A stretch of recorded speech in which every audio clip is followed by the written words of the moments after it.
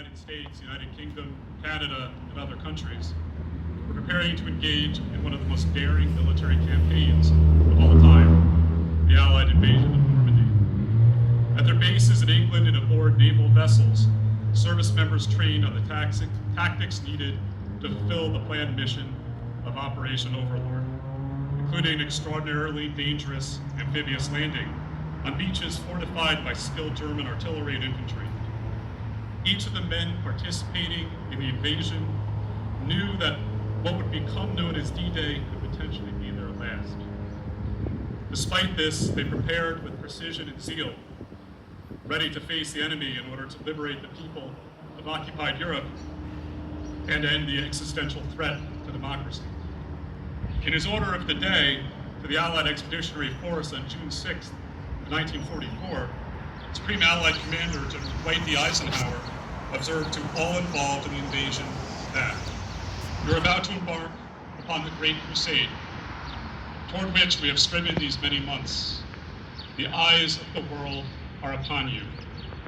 The hope and prayers of liberty-loving people everywhere will march with you. In company with our brave allies and brothers in arms on other fronts, you will bring about the destruction of the German war machine, the elimination of Nazi tyranny over the oppressed peoples of Europe, and security for ourselves in a free world.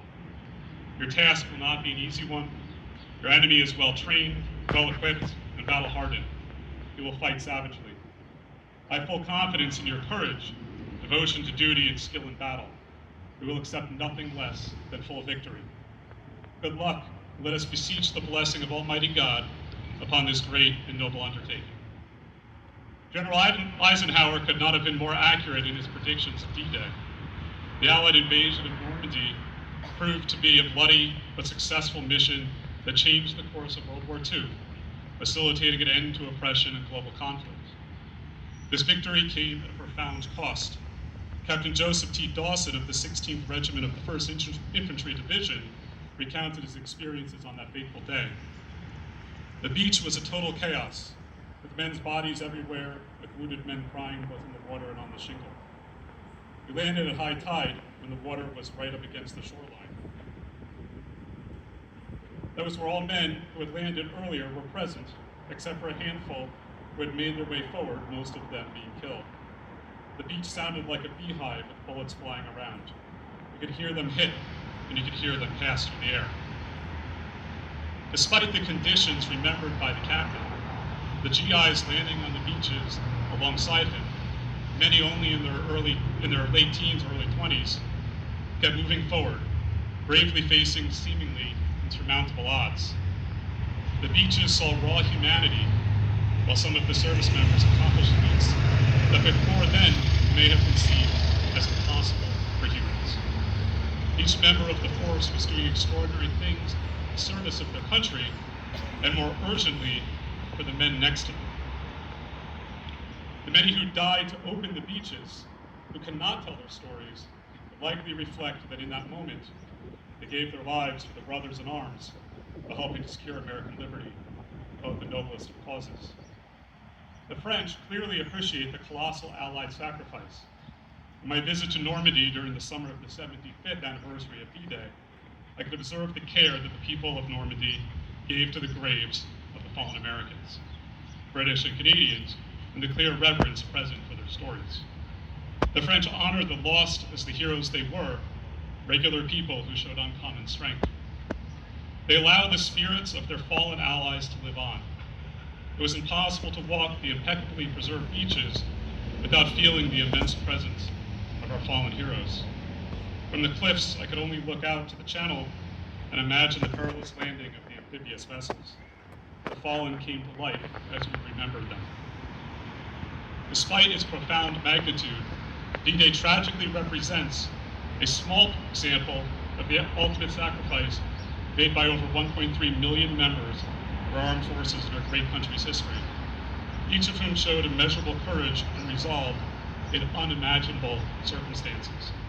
A walk through Normandy begs the question of how we can truly honor the magnitude of the bravery and sacrifices of American soldiers, sailors, airmen, and Marines who served in all wars and conflicts, We cannot stand on the battlefields of history. How can we keep their spirits alive? People and governments began to develop ways to remember throughout history. The first National Observance of Decoration Day, now known as Memorial Day, occurred on May 30th, 1868, in order to honor the Union soldiers who died in the American Civil War. For the last century and a half, every state saw fitting to recognize the day, leading to the U.S. Congress establishing the current Memorial Day in 1971. These solemn observances sought to recognize those who died in service of their country. While a significant development, there remains the question of whether one day for the fallen fully recognizes them. Americans have erected monuments, literally carving the names of those we lost into stone to be remembered by posterity. But given their heroic service, this is still not enough. Like these soldiers, sailors, airmen, and Marines who died in the Normandy invasion, the legions of the brethren throughout American history gave their lives in service of others while fighting for the American values of liberty, equality, and democracy.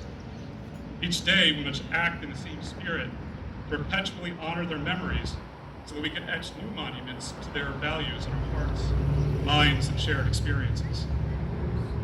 Few understand this better than our veterans who came home. These remarkable men and women continue to lead by example, often found working in public service, volunteering in the communities, and generously supporting family and friends. Our Grand Marshal, Doug Huber, epitomizes his commitment to continuing in the service of others. After then Corporal Huber returned home from his combat service of counterinsurgency operations with Marine Air Group 11 at the Da Nang Air Base in Vietnam as a young Marine. He worked as a teacher inspiring young people. Doug then joined the Verona Police Department, rising to the rank of chief.